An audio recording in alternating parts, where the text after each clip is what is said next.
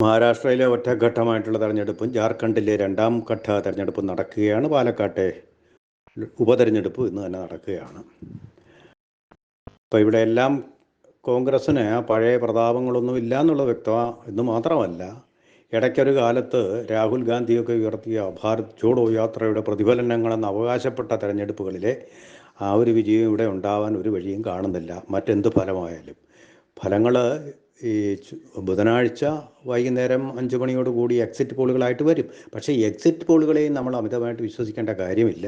ഹരിയാനയിൽ കോൺഗ്രസ് വൻ വിജയം തൂത്തുവാരു എന്നൊക്കെ പറഞ്ഞെടുത്ത് നിലം പരിശായി പോയല്ലോ കോൺഗ്രസ്. അതുകൊണ്ട് അതിലും അത്രയധികം വിശ്വാസ്യത അർപ്പിക്കേണ്ട കാര്യമില്ല. 23-ാം തീയതി നമുക്ക് കൃത്യമായിട്ടുള്ളൊരു ഫലം കിട്ടുക തന്നെ ചെയ്യും.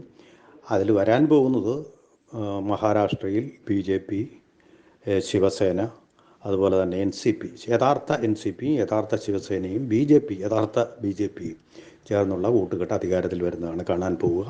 കാരണം അവിടെ RSS ശക്തമായിട്ടുള്ള ഒരു അടിത്തറ ഭദ്രമായിട്ട് തന്നെ പ്രത്യേകിച്ചും നാസിക്, നാഗ്പൂർ തുടങ്ങിയ മേഖലകളിൽ ഉണ്ടാക്കിയിട്ടുണ്ട്. അതുപോലെ തന്നെ മുഖ്യമന്ത്രിയായിട്ടുള്ള ശിവസേന, യഥാർത്ഥ ശിവസേനയുടെ പ്രതിനിധിക്ക് ഏകനാഥ് ഷിൻഡേക്ക് വളരെയധികം ജനപ്രീതി നേടാൻ കഴിഞ്ഞിട്ടുണ്ട്. ജനപ്രിയമായിട്ടുള്ള പരിപാടികൾ കൊണ്ട് അദ്ദേഹം ഉദ്ദേശിക്കുന്നത് പോലെ ഉദ്ധവ് താക്കറെ തഴഞ്ഞിട്ടതുപോലെ തഴഞ്ഞിടപെടേണ്ട ഒരു വ്യക്തിയല്ല.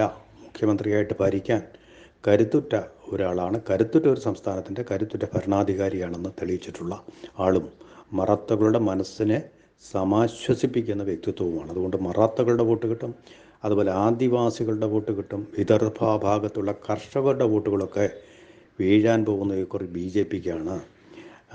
മറാത്താവാദത്തിൻ്റെ ഒക്കെ പല്ല് ഒടിഞ്ഞു കഴിഞ്ഞു. കാരണം ഷിൻഡെ അത് വളരെ തന്ത്രപരമായിട്ട് നേരിട്ടിട്ടുണ്ട് എന്നതുകൊണ്ടും അവിടെ യഥാർത്ഥത്തിൽ പുരോഗതിയും വികസനവും കൊണ്ടുവന്നത് BJP ആണെന്നുള്ള ബോധ്യമുള്ളതുകൊണ്ടും മഹാരാഷ്ട്രയെ ഏറെക്കാലമായി ഭരിച്ചിരുന്ന കോൺഗ്രസ് അധോഗതിയിലേക്ക് അതിനെ കൊണ്ടുപോയപ്പോൾ വികസനത്തിൻ്റെ മഹാകാശത്തിലേക്ക് അതിനെ നയിച്ച പാർട്ടി BJP ആണെന്നുള്ളതും ഡബിൾ എൻജിൻ സർക്കാരാണെന്നുള്ളതും അറിയാവുന്നതുകൊണ്ട് മറ്റൊരു ഓപ്ഷനും മഹാരാഷ്ട്രക്കാരുടെ സുമനസ്സുകളായിട്ടുള്ള മഹാരാഷ്ട്രക്കാരുടെ മുന്നിലില്ലെന്നുള്ളതാണ് വ്യക്തമാകുന്നത്.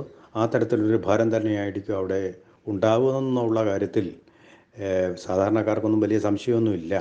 മറ്റവർ ധാരാളം വിധത്തിലുള്ള പ്രചാരണങ്ങൾ, പ്രകോപനങ്ങൾ ഒക്കെ ഉണ്ടാക്കുന്നുണ്ട്. പണം കൊടുത്ത് വോട്ട് നേടാൻ വേണ്ടി ക്രിപ്റ്റോ കറൻസി ഉപയോഗിച്ച് NCP ഒക്കെ വോട്ട് പിടിക്കാൻ ശ്രമിക്കുന്നുണ്ട്.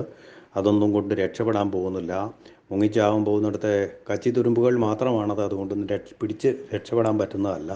മുങ്ങി താഴുക തന്നെ ചെയ്യും. കോൺഗ്രസും അതിൻ്റെ ആദർശമില്ലാത്ത ഉദ്ധവ് താക്കറെയുടെ ശിവസേന വിഭാഗവും തകർന്ന് തരിപ്പണമാകും.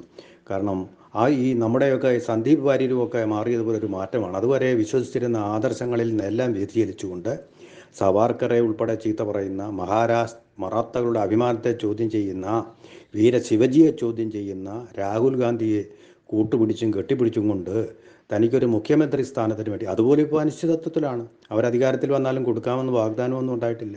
തൻ്റെ മകനെ മന്ത്രിയാക്കാനും വേണ്ടിയിട്ട് ഒരു കുടുംബ പാരമ്പര്യം നിലനിർത്താനും വേണ്ടി ശ്രമിക്കുന്ന ഉദ്ധവ് താക്കറെ നല്ല ഞെട്ടൽ നേരിടാൻ പോവുകയാണ്. അപ്പം മുഖ്യമന്ത്രിയായി കാണാമെന്നുള്ള മലപ്പൊടിക്കാരൻ്റെ സ്വപ്നവുമായിട്ട് കഴിയുന്ന ഉദ്ധവ് താക്കറേക്ക് കിട്ടുന്ന ഏറ്റവും വലിയ ശിക്ഷയായിരിക്കും അത്. ബാൽ താക്കറയെ അറിയാവുന്ന മറാത്തയിലെ ജനങ്ങൾ ആ ശിക്ഷ കൊടുക്കുന്നതിൻ്റെ ആ ഒരു പ്രഹരമായിരിക്കും ഒരുപക്ഷെ എക്സിറ്റ് പോളുകളിലും തീർച്ചയായിട്ടും 23-ന് വരുന്ന ഫലത്തിൽ നമ്മൾ കാണുന്നത്.